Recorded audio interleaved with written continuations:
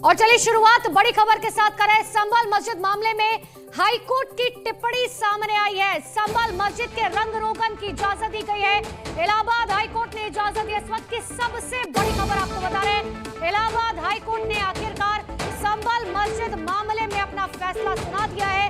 संभल मस्जिद के रंग रोगन की इजाजत दे दी गई है। संभल मस्जिद कमेटी के पक्ष में यह फैसला गया है।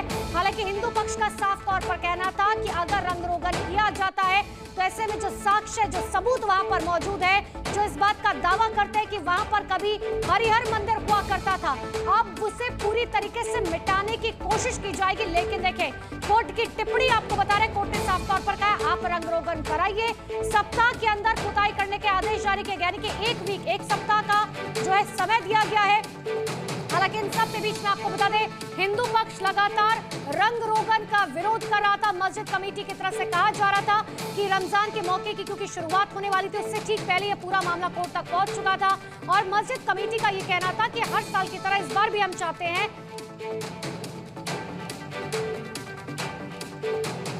और सीधे ले चलते हैं आपको ग्राउंड जीरो पर, जहां से मेरे सहयोगी संभल से ब्रिजेश और अरविंद लगातार मेरे साथ बने हुए हैं। सबसे पहले ब्रिजेश का रुख कर लेते हैं। ब्रिजेश, जरा डिटेल में एक बार बताइए कि आखिर कोर्ट की तरफ से क्या कुछ फैसला सुनाया गया और जब सुनवाई हो रही थी तो हिंदू पक्ष का क्या कुछ कहना था?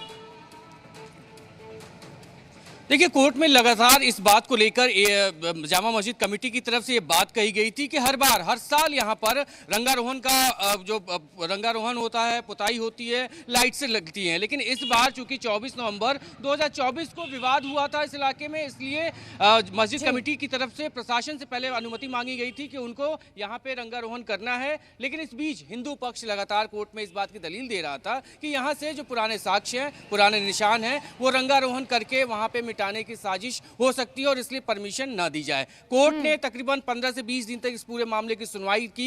एएसआई से उस पर रिपोर्ट मांगी गई। एएसआई ने यहाँ पे सर्वेक्षण किया, निरीक्षण किया और उसके बाद एएसआई का जिक्र किया। कोर्ट के बाहर मेरे सहयोगी अरविंद लगातार मौजूद है। अरविंद, कोर्ट की तरफ से एएसआई को फटकार भी लगाई गई। जब एएसआई की तरफ से ये कहा गया कि अगर रंगरोगन किया जाता है तो बाहर की जो दीवार है मस्जिद की, उसको नुकसान पहुंच सकता है, जिसमें कोर्ट ने साफ तौर पर कहा कि आप इतने सालों से क्या कर रहे थे? बिल्कुल अनुपमा, इस मामले को लेकर अभी औपचारिक आदेश आना बाकी है, लेकिन अभी तक की जो सुनवाई हुई है उसमें कोर्ट ने इस बात के साफ संकेत दिए हैं कि वो रंग रोगन की इजाज़त देने वाला है। हालांकि कोर्ट ने साफ किया था कि सिर्फ मस्जिद के जो बाहरी हिस्से हैं, जो बाहरी दीवारें हैं, उनके रंग रोगन की इजाज़त मिलेगी। एएसआई की तरफ से इस पर ऐतराज जाहिर किया गया। एएसआई की तरफ से जो रिपोर्ट दाखिल की गई है उसमें साफ तौर पर कहा गया है कि पिछले सालों में मस्जिद कमेटी ने जो रंगरोगन किया है उससे इस संरक्षित स्मारक को नुकसान पहुंचा है, इसके स्वरूप में बदलाव आया है। लेकिन कोर्ट की आपत्ति इस बात को लेकर के थी कि अगर मस्जिद कमेटी 1927 के समझौते का उल्लंघन कर रही थी, अगर मस्जिद कमेटी ऐसे काम कर रही थी जिससे इस स्मारक के स्वरूप में बदलाव हो रहा था, तो उससे पहले एएसआई और सरकार ने एक्शन क्यों नहीं लिया। कोर्ट ने सीधे तौर पर कहा कि अगर इतने सालों से ये मस्जिद कमेटी ऐसा काम कर रही है तो आपने अपनी तरफ से कार्रवाई क्यों नहीं की, और अगर समझौते का उल्लंघन हो रहा था तो मस्जिद कमेटी को नोटिस क्यों नहीं भेजा गया। आपके अधिकारी इतने सालों से क्या सो रहे थे?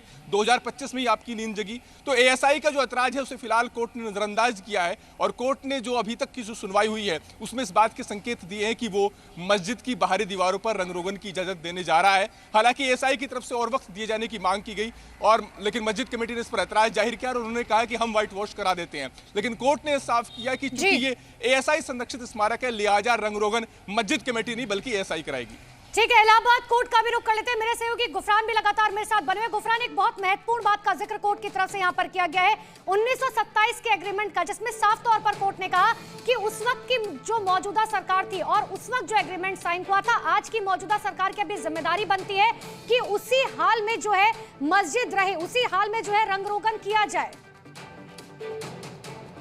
हाँ बिल्कुल, देखिए पूर्व में जो समझौता हुआ था, इस बात की जो दलील है वो एएसआई की तरफ से कोर्ट के सामने रखा गया। कहा यह गया कि जो मस्जिद कमेटी है वो लगातार पूर्व के समझौते का उल्लंघन कर रहा था। इसी बात पर कोर्ट ने कहा कि मौजूदा सरकार और एएसआई दोनों की जिम्मेदारी बनती है कि उस समझौते का उल्लंघन ना होने पाए। अगर हुआ तो इसमें क्या कुछ इनकी तरफ से कार्रवाई की गई, ये सारी बातें जो है कोर्ट के सामने हालांकि उठी। लेकिन आखिरी जो कोर्ट ने आदेश दिया वो अपने आप में महत्वपूर्ण हो जाता है। कोर्ट ने सीधे तौर पर कह दिया कि रंग रोगन यानी बाहरी बाहरी हिस्सा जो मस्जिद का है उसकी जो है होगी, और इसके लिए एसआई को निर्देशित किया है और 1 सप्ताह का समय दिया है। कोर्ट ने यह कहा है कि 1 सप्ताह के भीतर रंग रोगन का काम जो है, पेंटिंग का जो काम है मस्जिद के बाहरी हिस्से का, वो किया जाएगा। एसआई जो है पेंटिंग करा करके उसकी निगरानी में सारी चीजें होंगी, वीडियोग्राफी भी होंगी, मस्जिद कमेटी के लोग भी होंगे, तमाम चीजें जो है सीधे तौर पर कहें तो कोर्ट ने निर्देशित किया, और 1 सप्ताह के भीतर रंगरोगन के बाद रिपोर्ट भी कोर्ट के सामने पेश करनी होगी।